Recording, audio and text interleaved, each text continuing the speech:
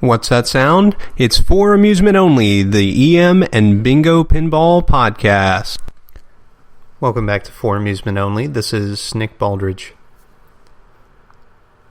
Tonight I wanted to talk about Bally's first foray into Miss America.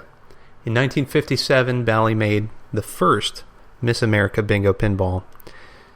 Now, this design proved so popular that they brought it out over and over again, and this design even continued into the solid-state era with manufacturers over in Belgium taking this design idea and running with it.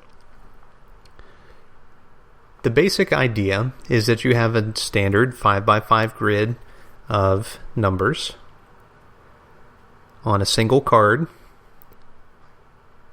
and this is labeled the main card on the back glass. But you also have an extra card, which is a secondary 5x5 grid. Now on this game, there are 4 different colors. So I've mentioned triple deck scoring several times. That's when there are 3 different colors which move independently. This has 4 different colors that move independently.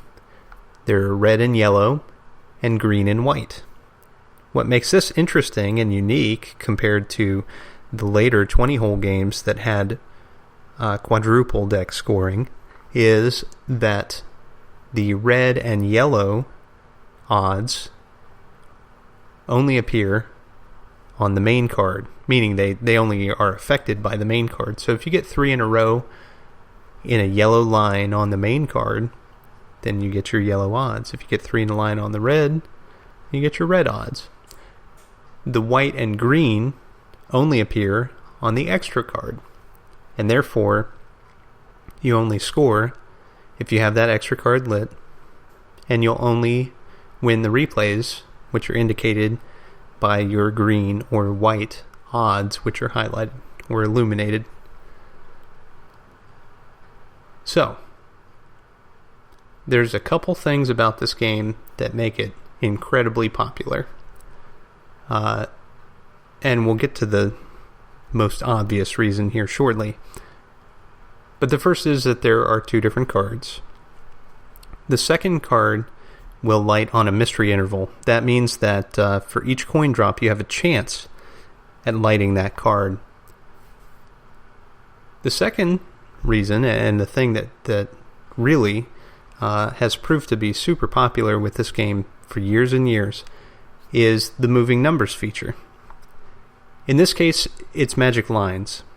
And if you've listened for a while, you know that magic lines typically allow you to move one position up or down, or sometimes several positions up or down, or all positions up or down. Well, in this case, instead of moving vertically, the numbers move horizontally, and they move from card to card. So line A is actually the top row of numbers on both the main card and the extra card. And when you push A on the foot rail, it will actually move the last number off of the extra card and rotate it back around to the main card.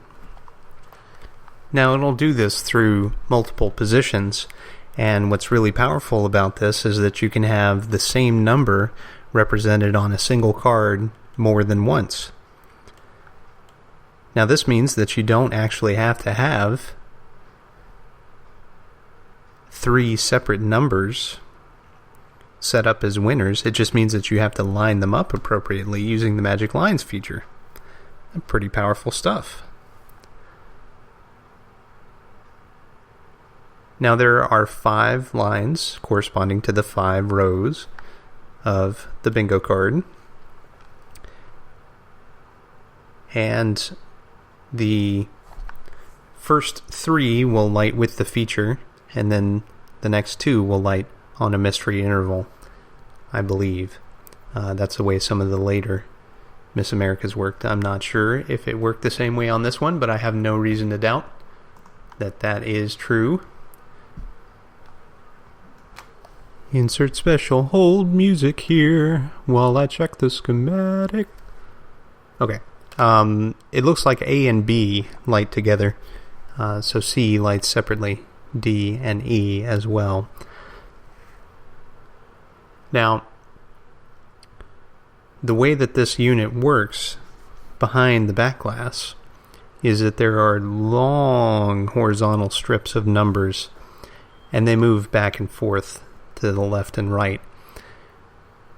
Once you move it 5 positions, if you push it again, it'll move back to the left. And when you move it again, it'll move back to the right. So basically it runs one number over to the edge of the card and then runs it back. Now, this game has another feature where the corners on the main card will score, and they would score 5 in a row for the red odds. Now this game has rollovers, the yellow and red, and by default it has the normal time tree of before 4th. So right when you shoot your 4th ball out of that gate at the top of the playfield, it'll stop the moving numbers feature from working with the foot rail buttons. But this game has an extended time tree. If you hit those rollovers, it'll light before 5th. Now that's the only extension of the time tree that it gives you. So let's talk about artwork. We've got the back glass, which has a lot of bold yellows and blues, along with some greens and reds. Now, up at the top, it has Bally Miss America on the left. There is a square that has main card corners score red 5 in line, and on the right, in green, on a white background, extra card scores when lit. So it tells you when the extra card actually works. Below that are the main and extra card with A, B, C, D, and E. And below that is the feature, which tells you what you have lit, A, B, C, D, or E, along with your time tree. There are 4 teaser arrows which lead up to A, B, C, D, and E, so A and B won't light until that unit has stepped up to the 5th position. Below that you have your odds, and your first position odds are splayed in a very interesting way. You have your red almost directly below that first teaser arrow on your feature, your moving lines feature. And then your yellow, green, and white are kind of set up diagonally, going along with the stage that the ladies are standing on. And then beyond that, the odds are in the traditional or more traditional position of vertically oriented for red, yellow, green, and white. So this is kind of interesting the way that that's set up. As far as the artwork, you've got 5 ladies in competition with Miss America crowned right in the center. She's got her cape and scepter along with her tiara. And then the other ladies are standing there on the stage, which is a tiered stage. Now this game, again, if you've been listening for a while, you know my fascination with curtains on EM games, and especially bingos. This game has some of the best curtain work I've ever seen.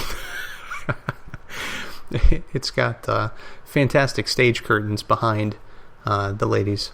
There's a yellow background curtain, and then a blue foreground curtain, which is tied back with yellow ties up near the top. And then in the front, what Bally Miss America is written on is actually kind of the curtain overhang, which is a decorative piece that goes in front of the curtain. I think that is pretty cool looking. I really like the way that looks. And then the ladies themselves and the stage that they're on are kind of in front of this interesting stage contraption. It looks like there's a door on the left and right side with this unique kind of dais or something behind the ladies. Kind of interesting. Now, for the play field, there are multiple ladies. You've got your runners-up holding roses in the foreground. In the background, you have Miss America being crowned with her cape on and her sash. And in the midground, you've got two guys who are taking pictures. One is taking pictures and the other is filming Miss America being crowned. Now, this playfield has some great curtain work also, although it's a little more muted than that excellent backglass. It's a pink curtain, and it's behind the ladies, and it basically stops at the bottom of the first row of holes on the playfield. But what's really great about this playfield, not the backglass, but the playfield, is the perspective shown on the flooring. It's a tiled floor that all the ladies are standing on, and the perspective shown is actually really cool. It gives a very nice effect. And it appears that they're actually standing on a surface, which is pretty neat. Now, the holes themselves have what look like kind of keyhole designs. I think that's pretty neat. As I've mentioned before, the numbers that surround each of the holes on the playfield are usually architected, sculpted, drawn. Drawn is probably the best word. Drawn differently from game to game, and this is an attractive design as well. The ball return has kind of a yellow scooped section. It's, almost very similar to the ballerina that I mentioned in yesterday's episode, but it's not quite the same. So, all in all, this looks like a great game.